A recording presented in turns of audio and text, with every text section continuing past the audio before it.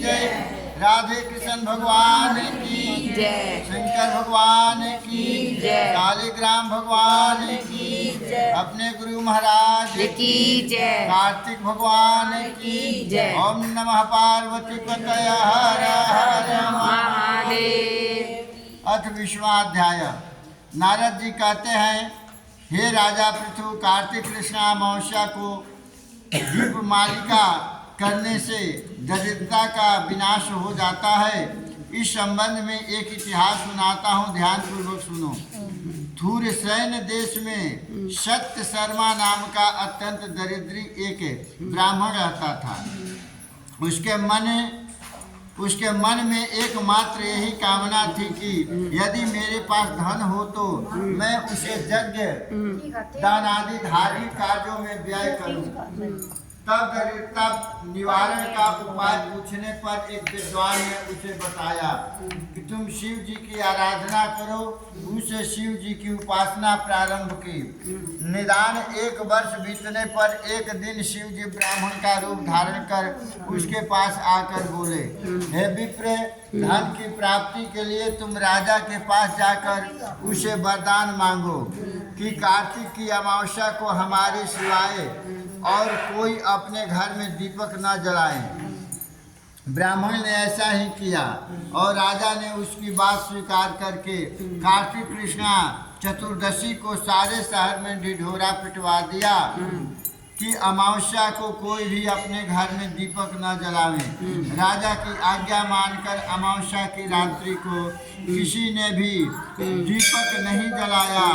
जब रात्रि को लक्ष्मी जी नगर में आई तो देखा कि समस्त नगर में अंधेरा है, मगर एक ब्राह्मण का घर खूब सजा हुआ है और दीपमाला से जगमग हो रहा है।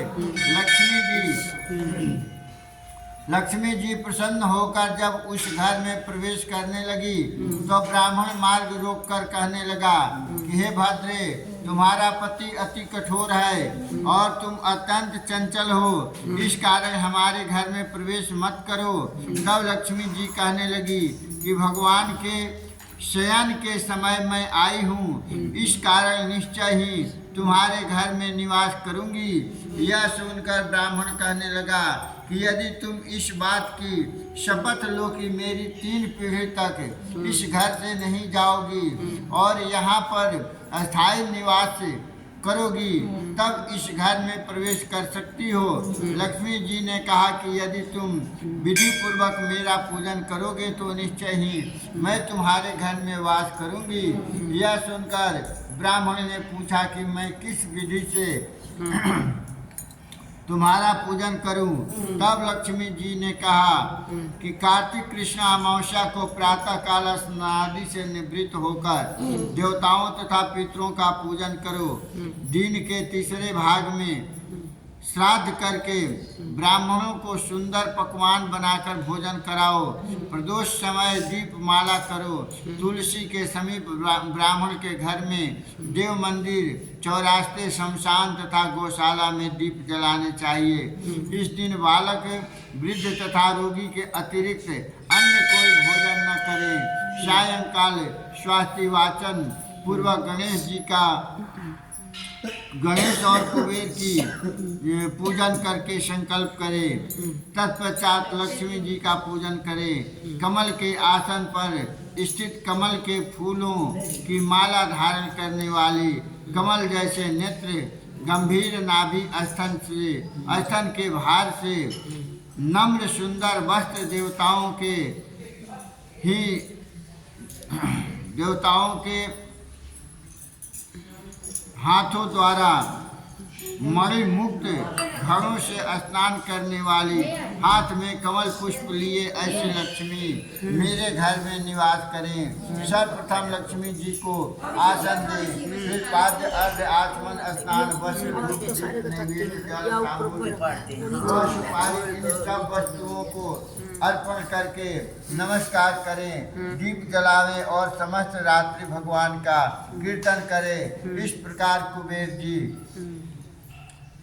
कुबेर तथा लक्ष्मी जी का पूजन करके ब्राह्मणों को भोजन करावें।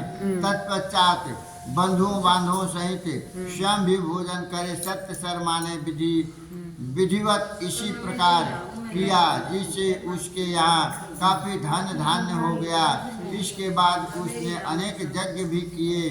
फिर सत्य शर्मा विरक्त होकर मथुरा चला गया और वहीं पर समाधिस्थ होकर विष्णुलोक को प्राप्त हुआ। राजा पृथु ने कहा, हे नारद जी, अब मुझे अन्नकूट तथा गोवर्धन का महात्म सुनने की कृपा करें। तब नारद जी बोले, कार्तिक शुक्ला प्रतिपदा को गोवर्धन पूजा तथा अन्नकूट होता है। इस दिन पृथ्वी पर गोबर का गोवर्धन बनाकर उसका पूजन करे, फिर अन्नकूट बनावे, ब्राह्मणों को भोजन कराने के बाद स्वयं भोजन करें। गौ तथा बैल का भी पूजन करना चाहिए। दिन के तीसरे भाग में मार्गपालिका बांधे।